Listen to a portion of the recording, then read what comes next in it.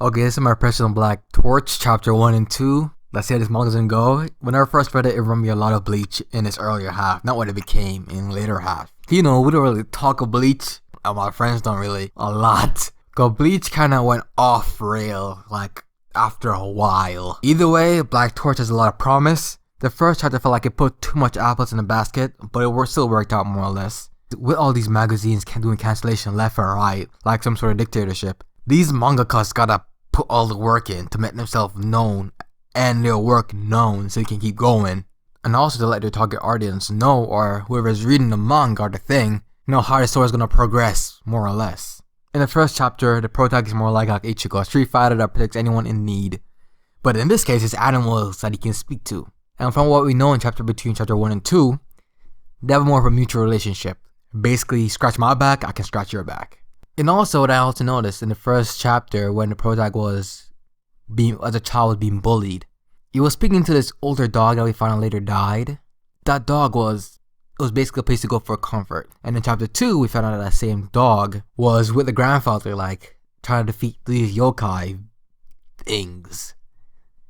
So I know the dog is pretty strong, but I guess, dog ears, they age faster than humans, obviously.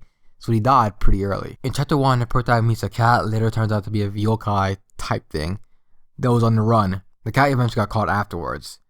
And obviously, the protagonist jumped in to help, but he got his shit rocked. On the verge of that, the cat merged with the protagonist, resulting in a highway between the two races, humans and these yokais. Which, in the end of the day, is going to be like a bridge between those two races. He's needed, like what was said in the chapter. A first of their kind, so yeah. So one thing so far with this manga, well, it's a shonen, so it had to have one of those, I have this hidden power within me. Not in the beginning, not from jump, but he got it eventually. Or for God, did you guys see the girl they try to put in every panel, they try to put her in, like, we all know she's gonna be a love interest to the main character eventually, either way. Like, it can't be any more obvious.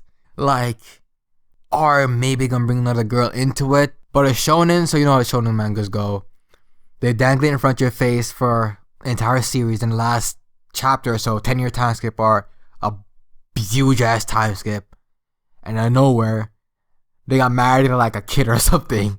That's how they always do it. Like, the biggest one I can think of on the spot right now is Bleach, obviously, and Naruto. And some seinen. With this, the protagonist was captured by the organization the girl is from, but later escaped with the crows to go home. Then he found out his grandfather is apparently part of the same organization as them. The one that tried to keep the law, or keep the balance between the yokais and the humans. That's pretty much all I got out of these chapters. I think it's pretty good. I just hope it doesn't get canned. Like, if it only came out around the time that Bleach ended, it would have grabbed those fans and piggyback off Bleach. Just like how My Hero Academia did with Naruto, and kinda like how Black Clover did with Naruto as well. I think, yeah, with Naruto. Anyway guys, those are my thoughts on my impression of this chapter of Black Torch. Well, that's it for me. This is Cryptic, I'm out.